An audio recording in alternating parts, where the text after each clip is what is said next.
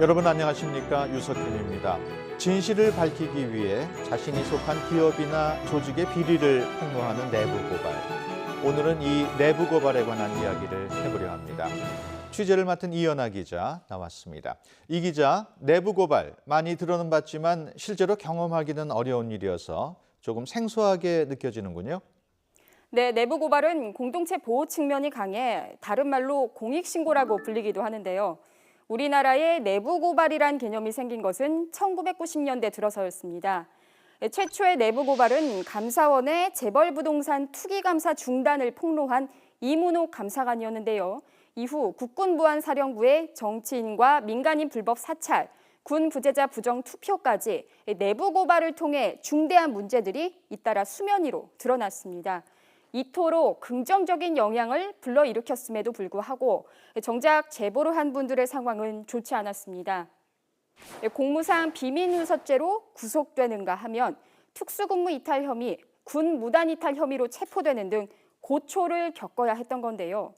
사회적으로 내부 고발이란 개념이 생소한 상태에서 조직은 조직의 이익에 반하는 배신자로 이들을 여겼기 때문에 아무런 보호도 해주지 않았고 그래서 고스란히 피해에 노출됐던 겁니다. 때문에 한 내부 고발자는 고발은 짧고 고통은 길다라는 말로 당시의 내부 고발 현실을 토로하기도 했는데요.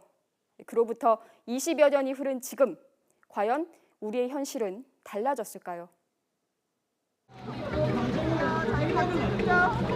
바쁘게 움직이는 사람들 사이로 가면을 쓴 이들이 보입니다.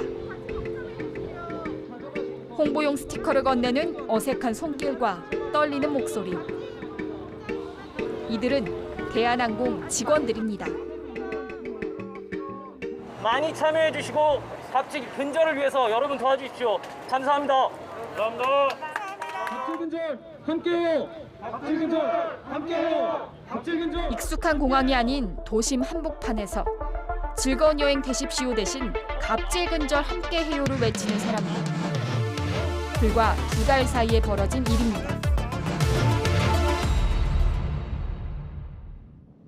지난 4월 한 광고업체 익명 게시판에 대한항공의 갑질을 고발하는 글이 올라왔습니다. 업무 협의 중 광고 대행사 직원에게 물을 뿌리고 행패를 부렸다는 의혹의 주인공은 바로 조양호 회장의 딸 조현민 전 대한항공 전무였습니다. 여느 재벌가의 갑질 논란처럼 개인의 일탈로 마무리될 듯 보이던 사건. 하지만 사건은 하나의 녹취 파일이 공개되며 전혀 다른 양상으로 흘러갔습니다.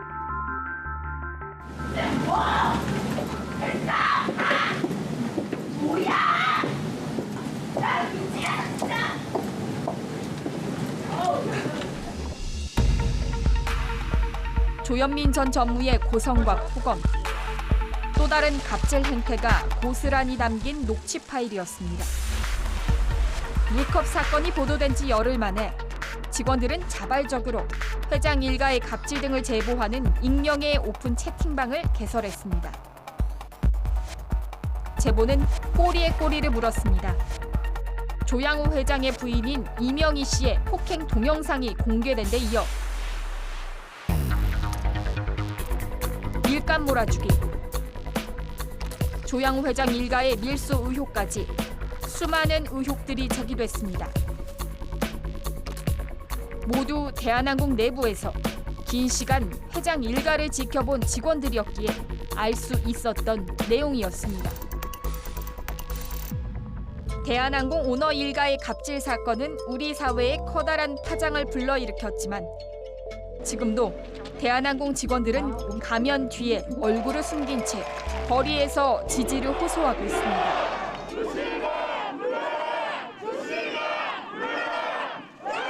그동안 왜 침묵했었냐는 비판이 직원들을 향해 있고 물컵 사건이 이슈화된 후에 제 친구가 저에게 그러더라고요. 너희가 그런 대접을 받아서는 안 되는 사람들이라고 그들에게 알려줬으면 어떻게 계속 소리를 지르고 욕하고 무시했겠냐고. 정말 그 자리에서 한 말도 할 수가 없었습니다. 왜냐하면 그건 다 사실이었으니까요. 회사로부터 보복성 조치를 당할 수 있다는 불안감도 직원들의 몫으로 남았습니다. 우리가 가면을 벗고 나설 때 그 파장은 순전히 저희 개개인의 몫으로 남습니다. 몇몇 분들은 저희를 겁쟁이들이라고 하실 수 있습니다. 네, 저는 겁쟁이지만 비겁한 겁쟁이긴 싫습니다. 우리 모두가 그러한 마음으로 가면을 쓰고 나왔습니다. 사실 대한항공은 과거 유사한 사건을 겪었습니다. 바로 마카다미아 제공 매뉴얼 등을 문제 삼아 비행기를 후진해 사무장을 내려놓고 떠난 조연아 전 대한항공 부사장의 땅콩 회항 사건입니다.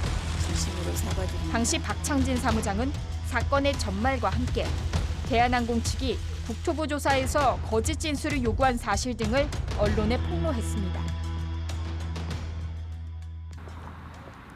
그로부터 4년이 지난 지금 현재 제 에너지가 99.9% 소진된 상태라고 할까요? 그러니까 신체적으로도 그렇고 정신적으로도 그렇고 정말 가슴을 치면서 울었던 적이 많았던 것 같아요. 당시 사무장으로 라인 팀장 업무를 맡았던 그는 입사 2, 3년 차가 맞는 평승무원 업무를 맡고 있습니다. 터무니없는 유언비어가 퍼졌고 동료들은 한순간에 그를 외면했습니다. 그 공격들이 처음에는 이제 황당한 얘기들, 좀 전에 말씀드린 것처럼 사생활에 관련된 얘기라든지, 뭐 흔히 우리가 붕괴할 수 있는 일들을 이제 상대로 해서 제 이름이 들어가 있는 거였는데, 지난 1년간은 사실을 기반으로 한 이제 일들이 해자되기 시작하더라고요. 그러니까 제가 아파서 병가를 내게 되는 과정이 있었는데 후배들을 부려먹는 사람이라는 식의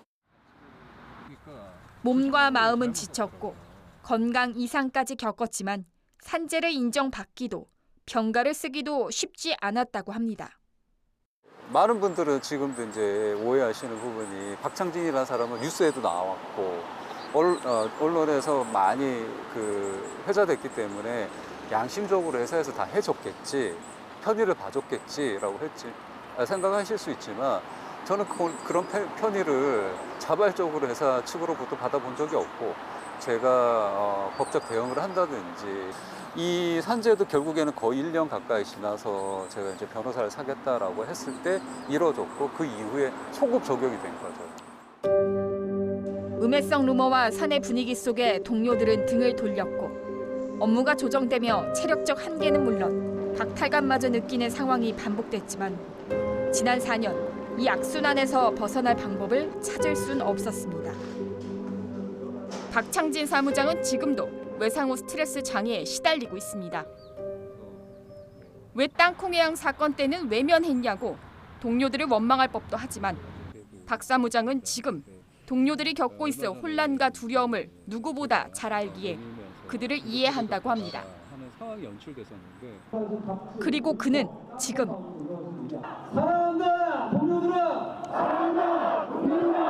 다시 현장의 맨 앞에 서 있습니다.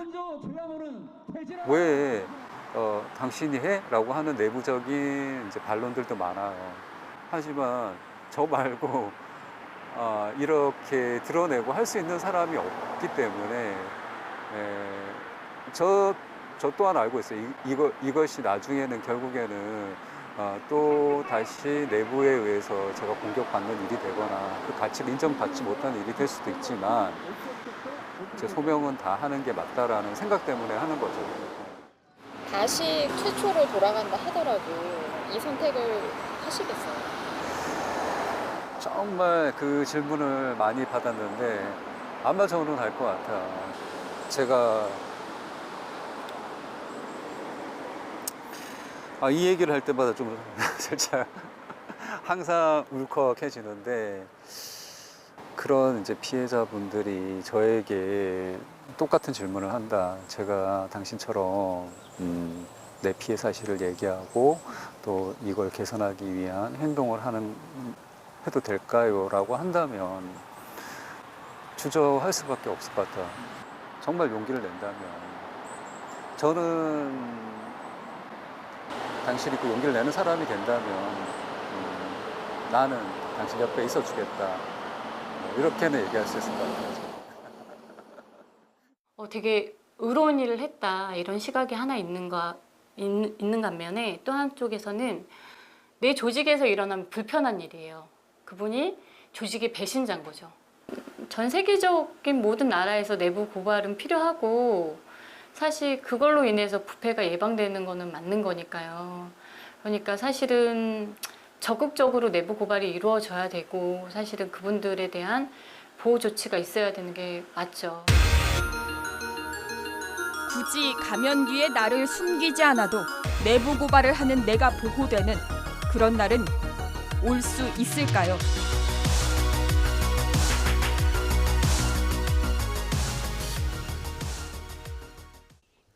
(2018년) 올해에도 내부 고발자들은 신분을 감추기 위해 가면을 쓰고 불안함을 느끼고 있었습니다. 과연 과거와 무엇이 달라졌나 하는 의문도 듭니다. 이 기자, 직원들이 이토록 불안해하는 이유는 뭔가요? 네, 앞서 보신 대한항공 갓질근절 홍보 행사는 6월 1일 열린 행사였습니다. 당시 일부 취재진을 제외하고는 직원들조차 장소와 참여 명단에 대해 사전 정보를 얻지 못할 정도로 극비리에 진행됐습니다. 앞서 5월 4일, 그리고 12일, 그리고 18일 세 차례 걸쳐 대규모 집회를 열었던 것과는 전혀 다른 양상이었습니다. 이에 대해 직원들은 집회 현장에 사측 역시 가면을 쓰고 나와 체증을 한다는 이야기가 들리고 있고 3차 집회 이후엔 직원들의 참석을 막기 위해 비행 스케줄을 조정한다는 이야기까지 돌아 행사 형식을 바꿨다고 설명했는데요. 신분 노출과 그 후 발생할 수 있는 불이익 조치에 대한 불안감이 여전하다는 걸 확인할 수 있었습니다. 정당하게 집회를 열었고 제보된 건에 대해서는 검찰 조사까지 이루어지고 있습니다. 이런 상황에서 직원들을 압박한다면 문제가 아닐 수 없는데 대한항공 측은 어떤 입장입니까? 네, 체증 의혹과 함께 박창진 전 사무장의 업무 불이익 건까지 대한항공 측의 입장을 확인해 봤습니다. 대한항공 측은 집회 체증 의혹은 사실이 아니며 박창진 씨는 직위를 유지하고 있고 단지 테스트에 따른 정상적인 업무 배정이라고 답변을 보내왔습니다. 한마디로 모든 의혹을 부인한 건데요.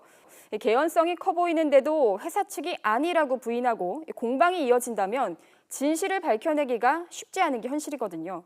이런 상황을 반복해서 지켜본 조직원들의 입장에선 내부 고발에 대해 더욱 폐쇄적이고 소극적인 상황이 될 수밖에 없는 거죠. 내부 고발을 향한 인식 변화만큼이나 중요한 것, 바로 정부와 법의 보호가 아닐까 싶습니다. 과연 이들은 제대로 보호받고 있을까요?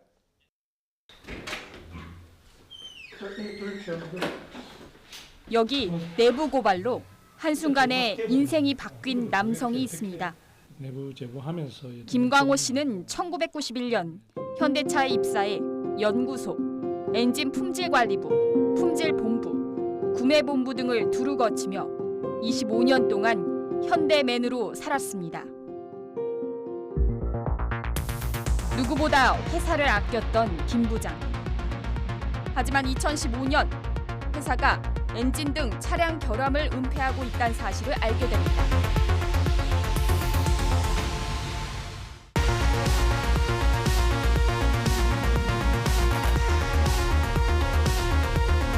제가 대기업에서 위해서 29년 동안 근무하면서 사회로부터 엄청난 그 혜택을 보면서 지금까지 잘 지내왔는데 요즘 고객들이 그 차를 사줬기 때문에 제가 그런 어떤 혜택을 보던 건데 그 고객들이 위험에 제재가 있다는 것을 제가 이제 그 사실을 누구보다도 명백하게 기술적으로 아는데 그거를 제가 모른 채 하고 가기에는 아무리 생각해봐도 제 말고는 나설 사람이 없을 것 같아요. 안타깝게도. 그리고 용기 있는 내부 고발이 시작됐습니다. 최초 제보는 2015년 국토교통부 산하 자동차 안전연구원을 통해 진행한 익명의 제보였습니다. 하지만 6개월이 지나도 연락이 오지 않았습니다. 김 씨는 추가 피해가 발생할 수도 있다고 판단해 회사 내 감사기획팀에 개선을 요구했지만 시정 조치가 이루어지지 않았습니다. 결국 김 씨는 2016년 8월부터 미국 교통부 산하 도로교통안전국에, 국내에는 국토교통부에 제보를 했습니다. 회사는 바로 징계로 대응했습니다. 영업비밀 침해 등 보안규정 위반 사유로 바로 해고 통보를 한 겁니다.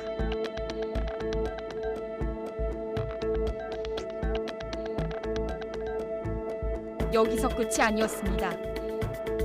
김 씨를 업무상 배임, 부정경쟁 방지 및 영업비밀 보호에 관한 법률 위반 등의 혐의로 형사 고소했습니다.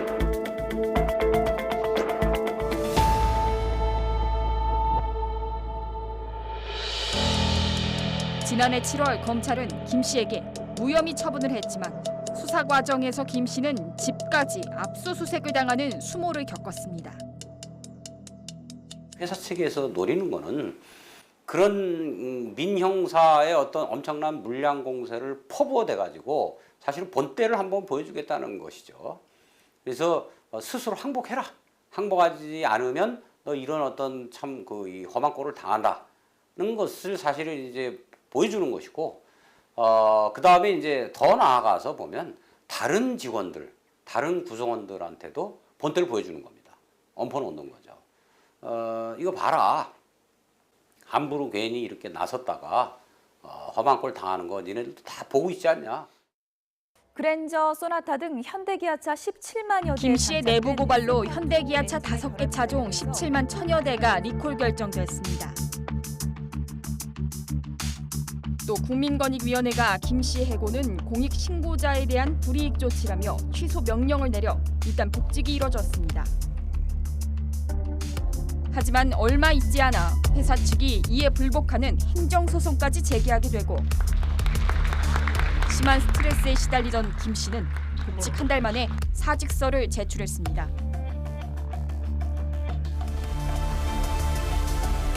내부 고발 행위가 적절한 것이고 또 우리 사회를 위해서 꼭 필요한 것이라는 그런 판단을 하면은 그때부터는 개인과 조직이 아닙니다.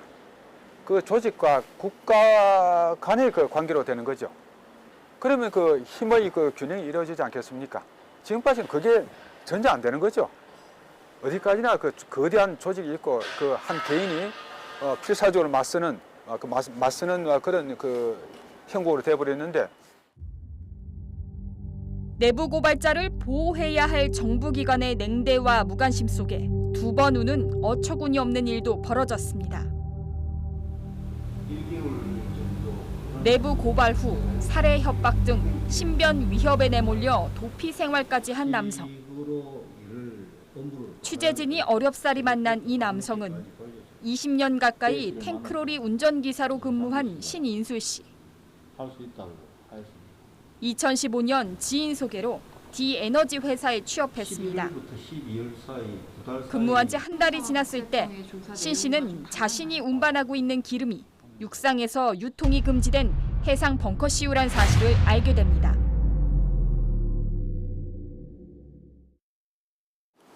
어떻게 아시게 된 거죠? 정상적인 기름과 차이가 뭐가 있었나요? 정상적인 기름은 이 벙커시유라도 검은색에 투명합니다. 검은색에 맑고 투명하지만 이 기름은 찌꺼기 기름이다 보니까 고약한 냄새와 함께 기름 자체가 아주 투박스럽죠. 실제 신 씨가 취업한 D에너지 회사는 2014년 1월부터 2년여 동안 여수항과 부산항에서 해상용 벙커시유 2,600만 리터를 사들여 일반 벙커시유와 섞은 뒤 영호남 지역 아파트 4곳 등 전국 수십 곳에 난방용 등으로 시가 257억 원, 약 4천만 리터를 불법 유통해 50억 원의 부당 이득을 챙긴 것으로 드러납니다. 해상용 벙커시유는 일반 벙커시유보다 가격은 절반 수준인 대신 발암 물질인 황함유량이 최고 13배나 높아 육상에서는 판매 유통이 엄격하게 금지돼 있습니다. 서울, 제주도 제외하고 전국에 다 이 찌꺼기 기름이, 발암물질 기름이 공급된 거죠. 아파트 4곳 포함해서. 이 발암물질 기름으로 이 아파트 주민 수만 명이 피해를 본 거죠.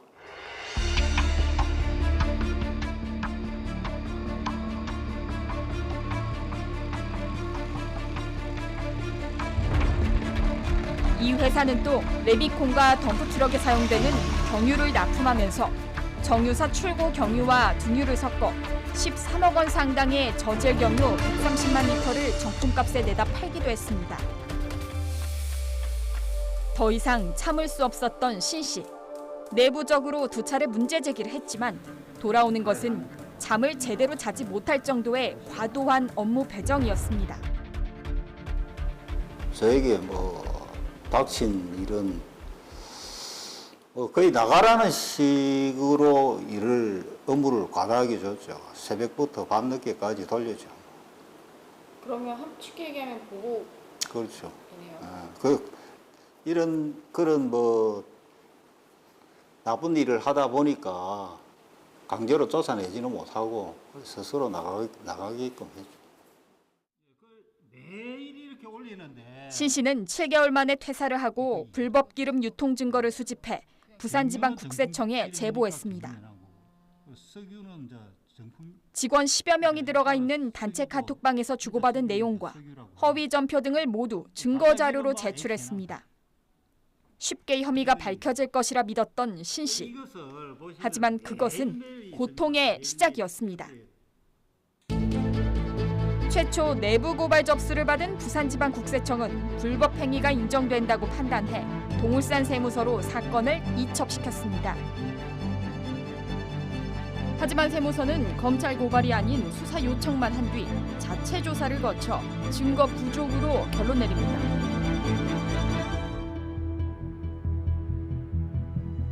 신 씨가 세무서에서 받은 것은 법과 원칙에 따라 조사를 마쳤다는 내용이 담긴 종이 한 장이 전부였습니다. 하지만 그 사이 신 씨 신원은 고스란히 노출됐고 업체 관계자로부터 협박과 신변 위협에 시달립니다. 그럼 그만두셨으면 그냥 깔끔하게 그만두셔야지. 왜 지지분하게 없는 말까지 칠해가지고 왜 그렇게 하냐고요. 어른답지 못하게. 증거 있어요. 그 했던 말에 대해서 평생 책임질 수 있어요. 이 딸까지. 예? 아들님이 둘이대. 처음에 보면은 이제 신고를 하고 있을 때 다 사실은 처음에는 무슨 헛소리야 그래가지고 사실은 이제 기각되고 했던 부분이거든요. 그 과정에 업주한테 이제 그 신원이 노출된 거고요. 그러니까 이제 살해 협박까지 당하게 된 건데, 그 과정 자체가 지금 생각해 보더라도 정말 그 담당자들이 얼마나 정말 허술하게 처리를 했고, 그다음에 이 업주도 그 사업주도 정말 세상의 어떤 법치주의를 무시하고 그렇게 했는지 그것을 단적으로 보여주고 있는 건데요. 결국 신 씨는 가족들을 위해 도피 생활을 선택하고 5개월간 도피 생활을 하면서 죽고 싶었어요. 네, 그런 생각이 한두 번 들었던 게 아니었습니다. 제가 가장으로서 가족들까지 위험에 빠뜨리니까. 강원도 정선 등에서 숨어 지내며 배추반 일과 대리운전기사 생활을 하는 등 힘겨운 나날을 이어갔습니다. 도피 생활 중에도 진실을 밝히기 위한 신 씨의 개인적 노력은 계속됐지만 정부기관으로부터 돌아온 답변은 다른 곳으로 문의하라였습니다. 그것이 그 두 업체가 이 불법 기름. 제가 이 사건을 밝히려고 국회, 청와대, 감사원, 건의기까지 모두 이 사건에 대해서 민원이나 탄원이나 모두 하였습니다. 돌아오는 것은 건의기로 가라, 우리 관할이 아니다, 모두 회피를 하는 거예요. 정부 그 어디에서도 도움의 손길을 받지 못했던 신 씨. 2016년 8월 마지막 지푸라기를 잡는 심정으로 사건을 부산지방경찰청 해양범죄수사대에 고발합니다. 반년간의 수사 끝에 신 씨의 내부 고발은 모두 사실로 드러났습니다. 신 씨가 내부 고발한 회사 대표 이모 씨 등 2명은 사기와 석유 및 석유연료 사업법 위반 등의 혐의로 구속. 불법 벙커 CU 공급을 묵인한 대가로 리베이트를 받은 혐의 등으로 38명은 불구속 입건됐습니다. 그의 내부 고발로 굵직한 지역경제 범죄 수사가 마무리됐지만 신 씨는 경찰이 수사 결과를 발표한 지 2달이 지나서야 공익신고자로 인정받았습니다. 그때까지는 항상 신변 위협에 떨어야 했습니다. 그런데 취재 과정에서 충격적인 사실이 밝혀집니다. 신 씨는 과거 국민권익위원회에 2차례 공익신고자 신청을 했지만 2016년 7월 대상이 아니다라는 통보를 받았던 겁니다. 같은 내부 고발에 대해서 권익위에 그때는 안 되고 지금은 된다식의 공익신고자 인정. 어떻게 이런 일이 가능할까? 취재를 해봤더니 이유가 황당합니다. 관련 법에서는 현재 284개 법률을 위반한 사실을 신고한 경우에만 공익신고자로 인정하도록 하고 있는데 신 씨가 최초 부산지방국세청에 내부 고발한 8세는 해당되지 않았고 2016년 부산지방경찰청에 석유 및 석유대체연료사업법 위반 혐의를 신고한 것은 공익신고자 인정 대상이 됐던 겁니다. 소위 공익을 침해하는 행위를 목격하고 이를 신고하였는데 이게 관련 법률 어떤 내용의 신고를 했느냐에 따라서 공익신고로 접수가 돼서 보호를 받고 또 다른 법률 내용으로 신고를 했기 때문에 보호를 받지 못하는 게 사실은 불합리한 점이 분명히 있습니다. 그 사이 신 씨는 병을 얻었고 직장까지 잃고 보상금은커녕 정상적 취업도 어려운 상황에 내몰리며 만신창이가 됐습니다. 도대체 이게 나라인지 국가 권력기관이 어떻게 이런 짓을 할 수 있는지 이 제가 고발을 했던 이 회사가 범죄단체인지 국가기관이 범죄단체인지 제가 알 수가 없었어요. 그리고 우리같이 힘없는 사람들은 이런 공익신고도 못한다는 거죠.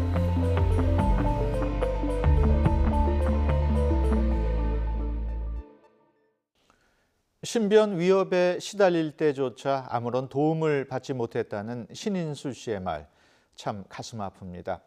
이 기자, 내부 고발자에 대한 정부의 보호 어떻게 이루어지고 있습니까? 네, 먼저 법을 살펴보면 공직자와 공공기관, 사립학교 등의 비리 같은 공공부문은 부패방지권익위법으로 국민의 건강과 안전, 환경, 소비자 이익, 공정경쟁 침해 등 민간 부문은 공익신고자 보호법이 적용되고 있는데요. 공공이냐 민간이냐에 따라 적용되는 법은 다르지만 향후 절차나 보호 내용은 상당히 유사합니다. 내부 고발을 하게 되면 관련 내용에 대해 수사기관이 조사를 하거나 국민권익위원회 자체 조사를 통해 사건을 파악하게 되는데요. 이 결과를 토대로 당사자가 공익신고자 신청을 하면 판정 절차를 거쳐 신변보호, 불이익 조치의 원상회복, 보상금, 포상금, 구조금 등의 지원을 받을 수 있게 됩니다. 이런 법이 있는데도 내부 고발자들이 피해를 입는 이유는 뭡니까? 네, 우선 권익위 보호가 너무 소극적으로 또 한정된 범주에만 적용되고 있다는 게 가장 큰 문제로 지적되고 있는데요.